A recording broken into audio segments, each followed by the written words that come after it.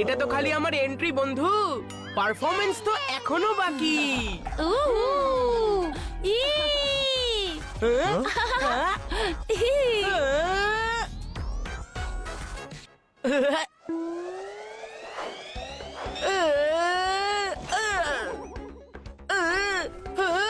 আরে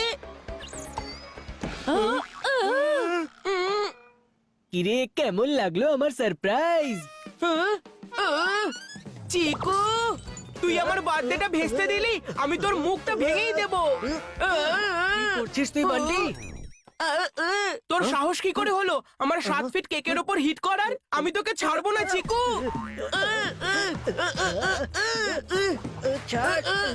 কি করছো বান্টি?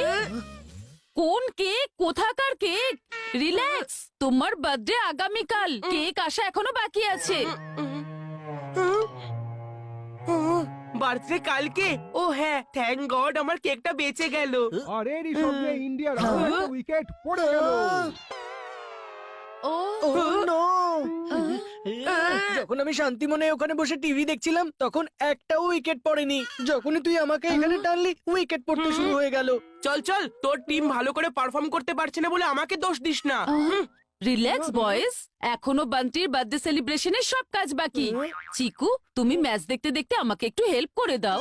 মাম্মি, কিন্তু আজ সেমিফাইনাল। সেমিফাইনালই তো আছে, তাই না? ফাইনাল ম্যাচ তো নয়। এনিওয়ে, কিন্তু এটা ফাইনাল যে তুমি হেল্প করছো। বার্থডে কার আর কাজ কে করবে? Come on boys, come on. আর দ্যাটস আউট। আর এরই সঙ্গে ইন্ডিয়ার আরো একজন ব্যাটসম্যান আউট হয়ে গেল। বেলুন অনেক হয়ে গেছে, এবারে লাইটিং করা যাক। তোমরা লাইট নিয়ে পড়ে আছো আর এদিকে ম্যাচে একটার পর একটা উইকেট পড়ছে।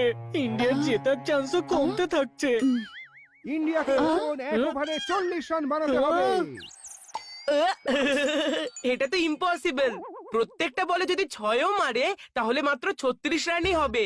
এইটুকু অঙ্ক তো আমিও পারি। তুই চুপ করে থাক না, তোর ফালতু বকবক শোনার থেকে ভালো আমি এই টিভিটাই অফ করে দিই। টিভি যখন দেখবি না তাহলে আমার বার্থডে পার্টির জন্য ডান্স প্র্যাকটিস করে নে। ভিকি সোনুও স্টেপ শিখে নিয়েছে, তোরই একটু প্র্যাকটিসের দরকার রয়েছে।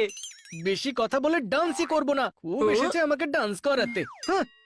মাম্মি দেখো না চিকুকে। তোমার মুখটা খুব ফ্যাকাশে দেখাচ্ছে চিকু।